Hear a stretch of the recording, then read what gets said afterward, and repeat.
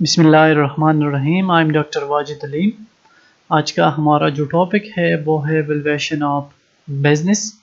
Valuation of business is basically finding the worth of the business और finding value of the business, या हम ऐसे भी कह सकते हैं कि it is a general process to find out the economic value of a business.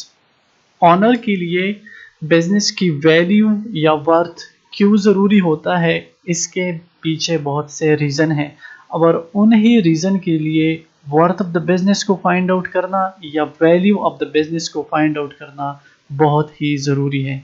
उन्हीं रीज़न में ये हो सकता है कि अगर आप अपनी बिज़नेस को सेल आउट करना चाह रहे हैं तो उसके लिए आपको वर्थ या वैल्यू की ज़रूरत होगी कि कितनी वैल्यू या कितनी वर्थ पर आप अपनी बिज़नेस को सेल आउट करेंगे।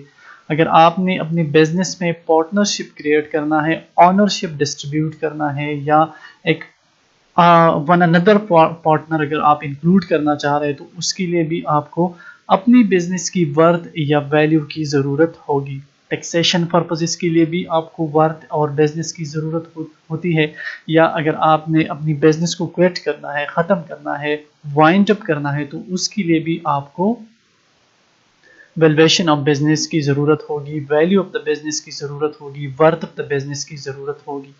जो वर्थ ऑफ द बिजनेस आप मालूम करते हैं तो ये वर्थ ऑफ द बिजनेस या ये वैल्यूएशन ऑफ द बिजनेस आपको अपनी कंपनी की एंटायर जितनी भी चीज़ें हैं उनकी वैल्यू को वो आपको प्रोवाइड करते हैं। मतलब कंपनी का मैनेजमेंट, कंपनी का जो कैपिटल स्ट्रक्चर है, कंपनी का जो फ्यूचर अर्निंग है, या कंपनी के पास जितनी भी एसेट्स अवेलेबल है उन्हीं तमाम एसेट्स की मार्केट वैल्यू, ये तमाम के तमाम ये प्रोवाइड करते हैं इन दी वैल्यूएशन ऑफ बिजनेस। अब इसी वैल्यूएशन ऑफ बिजनेस को, वर्थ ऑफ द बिजनेस को फाइंड आउट करने के लिए मुख्तलिफ अप्रोचेस यूज़ होते हैं, जिनमें से 3 अप्रोचेस बहुत ही ज़्यादा मोस्टली द कंपनीज जो है वो 3 अप्रोचेस को बहुत ज़्यादा यूज़ करते हैं। सबसे पहला जो है वो है asset based approach. Assets based approach ये बहुत ही इजी और एक नॉर्मल सा अप्रोच है जिसको कंपनी यूटिलाइज कर रहे हैं, यूज़ कर रहे हैं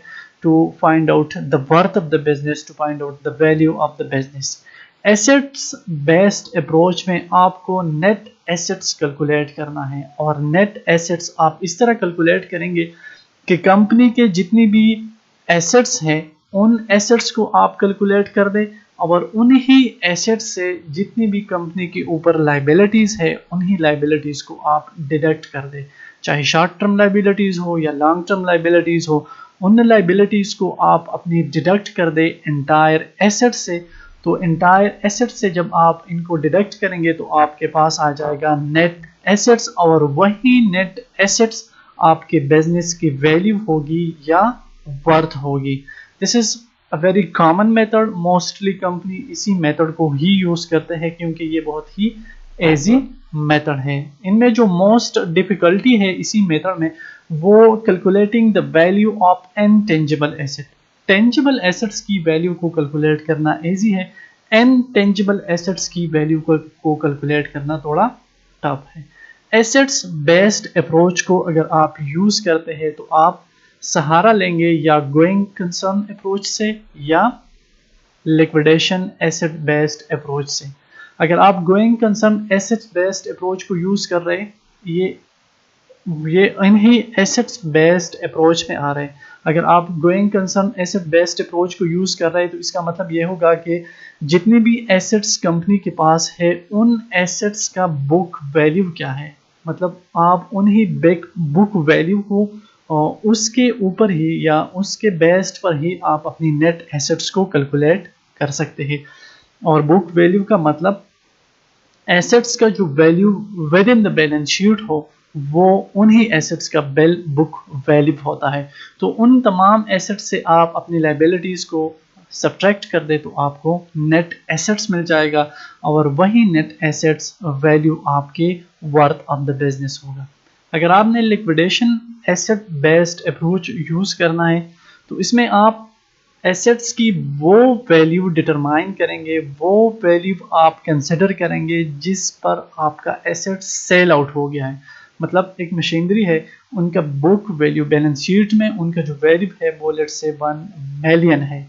अब वो मशीनरी आपसे सेल आउट हुआ 900,000 में या 950,000 में, तो अगर आप liquidation asset based approach use कर रहे हैं तो आप 1 मिलियन के बजाय 900,000 या 950,000 यूज़ करेंगे to find out the net asset value.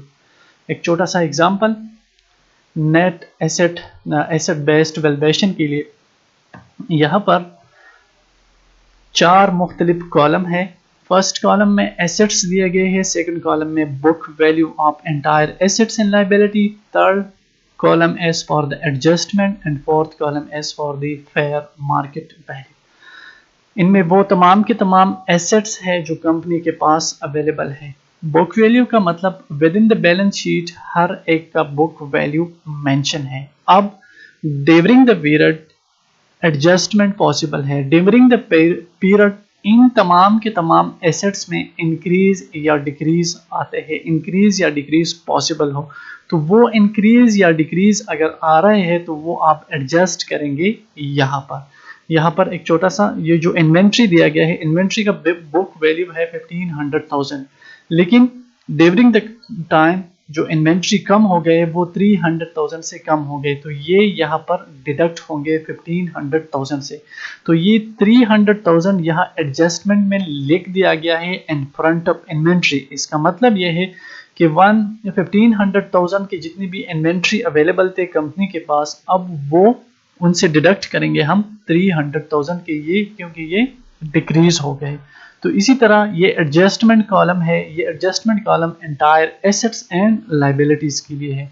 During the period अगर किसी भी एसेट या किसी भी लायबिलिटी में इंक्रीज या डिक्रीज आ रहा है तो वो आप एडजस्ट करेंगे इसी कॉलम में। इसी कॉलम के बाद आपके पास आ जाएगा फेयर मार्केट वैल्यू, मतलब जो फाइनल वैल्यू है। ये जो इन्वेंट्री का एग्जांपल मैंने दिया, इन्वेंट्री 1500,000 इनका बुक वैल्यू है, 300,000 इनसे डिडक्ट हो गए तो ये आ गए 1200,000। तो ये एंड वाला वैल्यू है जो आप कैलकुलेट करते हैं।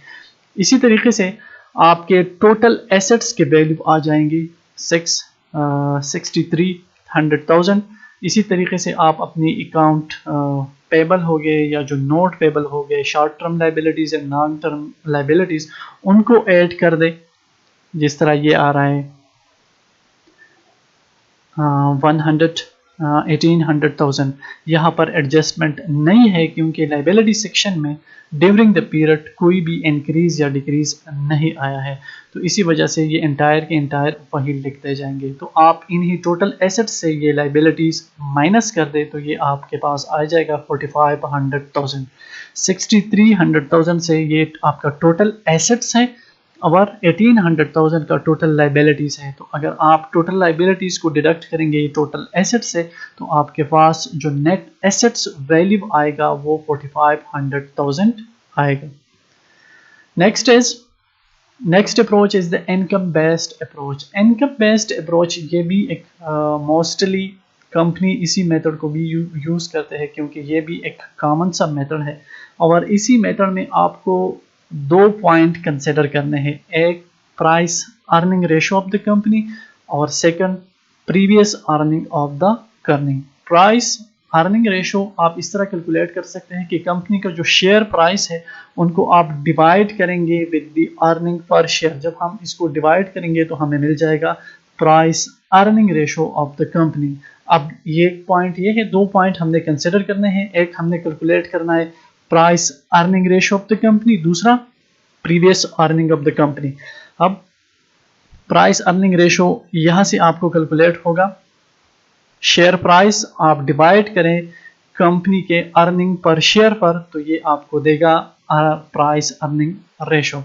अब सेकंड जो पॉइंट है वो है अर्निंग ऑफ द कंपनी। अगर प्राइस अर्निंग रेशो कैलकुलेट नहीं हो पा रहा तो within the industry same जो कंपनी है, मतलब इंडस्ट्री में आपके साथ जो सेम कंपटीटर है उन्हीं कंपटीटर की जो प्राइस अर्निंग रेशो है उनको भी आप कंसिडर कर सकते हैं। 2 पॉइंट को जब आप कैलकुलेट करेंगे, प्राइस अर्निंग रेशो को और दूसरा अर्निंग ऑफ द कंपनी, फिर उन दोनों को मल्टीप्लाई करें तो जो वैल्यू आएगा वही वैल्यू आपके बिजनेस का वैल्यू होगा, आपके बिजनेस का वर्थ होगा। तो इनकम बेस्ड अप्रोच में हम प्राइस अर्निंग रेशो को मल्टीप्लाई करते हैं with the previous earning of the company. In simple, price earning of the ratio can be multiply with the previous earning of the company to get worth of the business, to get value of the business। इसके लिए भी एक छोटा सा example, जब हमारे पास ये price earning ratio आ जाएगा तो हमारे लिए फिर इजी होगा कि थ्रू इनकम बेस्ड अप्रोच हम किस तरह वो वैल्यू ऑफ द बिजनेस को कैलकुलेट करेंगे। A company A has price earning ratio of ₹8 while the earning of the company is 200,000। एक कंपनी है जिसका प्राइस अर्निंग रेशो हमने कैलकुलेट किया या कैलकुलेट किया हुआ है वो है ₹8, और उसी कंपनी का जो अर्निंग है, लास्ट अर्निंग है, प्रीवियस अर्निंग है, वो है 200,000। तो इजीली हम थ्रू इनकम बेस्ड अप्रोच 8 को मल्टीप्लाई करेंगे विद द 200,000, हमारे पास आ जाएगा 1600,000। तो ये 1600,000 worth of the business है या value of the business है। The third and last approach for calculating the worth of the business or value of the business is the discounted cash flow valuation method। अब discounted cash flow valuation method दो present values की addition है। मतलब सबसे पहले आप अपनी company की expected cash flow को फाइंड आउट करते हैं, उन्हीं एक्सपेक्टेड कैश फ्लो को आप कन्वर्ट करते हैं प्रेजेंट वैल्यू में, डिस्काउंटिंग करते हैं, और फिर एट द एंड जो टर्मिनल वैल्यू है उनको भी आप डिस्काउंटिंग करते हैं प्रेजेंट वैल्यू, और उन दोनों प्रेजेंट वैल्यू को जब आप ऐड करेंगे तो ये आपके पास आ जाएगा आपका वर्थ ऑफ द बिजनेस या value of the business. Simply हम ये कह सकते हैं कि जितनी भी एक्सपेक्टेड कैश फ्लोज है उनको हम फर्स्ट कन्वर्ट करेंगे प्रेजेंट वैल्यू में। Second, at the end of the useful life जब आप अपनी एंटायर बिजनेस को सेल आउट करेंगे तो एक टर्मिनल वैल्यू होगा, एक रेजिजुअल वैल्यू होगा, वो रेजिजुअल वैल्यू भी आप कन्वर्ट करेंगे प्रेजेंट वैल्यू में थ्रू डिस्काउंटिंग, और फिर उन दोनों को ऐड करेंगे और आपको मिल जाएगा वर्थ ऑफ द बिजनेस और value of the business. Discounted cash adding all the present, जिस तरह मैंने बताया कि यहाँ पर हम जितनी भी एक्सपेक्टेड कैश फ्लो है उनकी प्रेजेंट वैल्यू निकालकर प्लस जो टर्मिनल वैल्यू है उनकी प्रेजेंट वैल्यू निकालकर दोनों को ऐड करेंगे तो ये हमें देगा worth of the business. Through example it can be clear. Let's say business है, उनका जो एंटायर यूजफुल लाइफ है वो 5 ईयर है।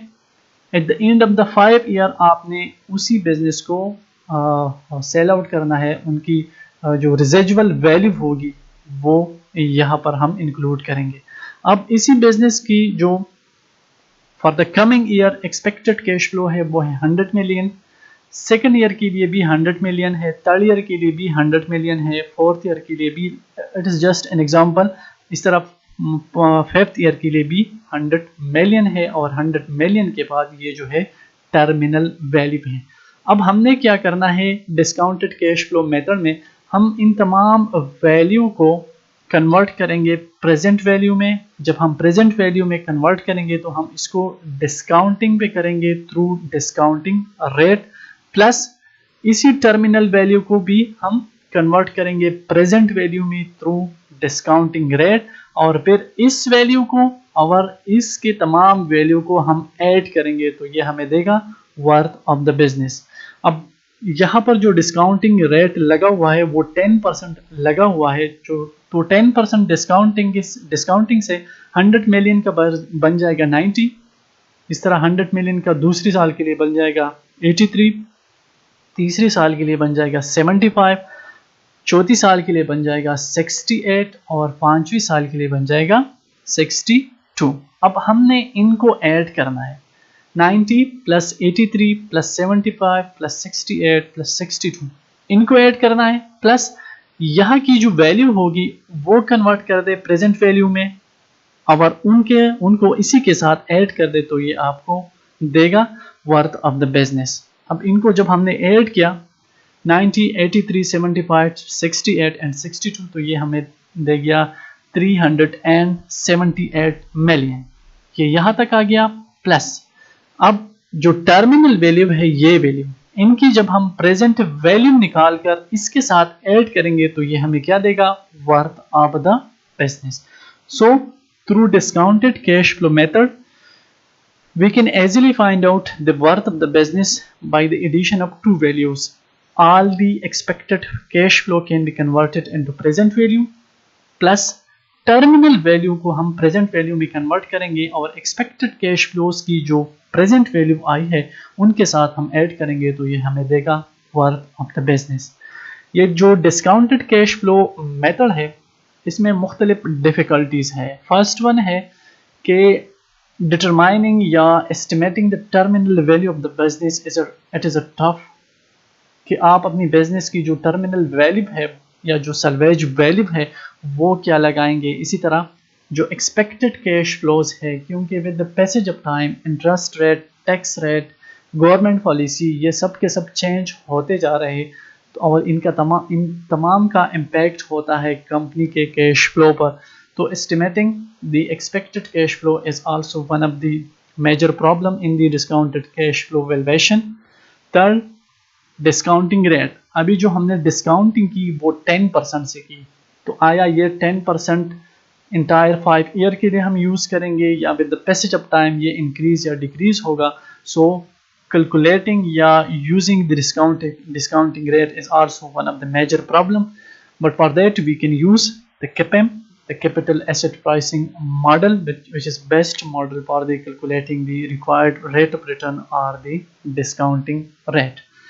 Last one जो है वो है estimating useful life of the business, कि आप अपनी बिजनेस की जो यूजफुल लाइफ है उनको सही तरीके से कैलकुलेट करना कि एग्जैक्ट आपके बिजनेस का जो यूजफुल लाइफ है वो कितना होगा। It is also one of the big problem in the discounted cash flow valuation. Hope it will be clear to all of you. Thank you.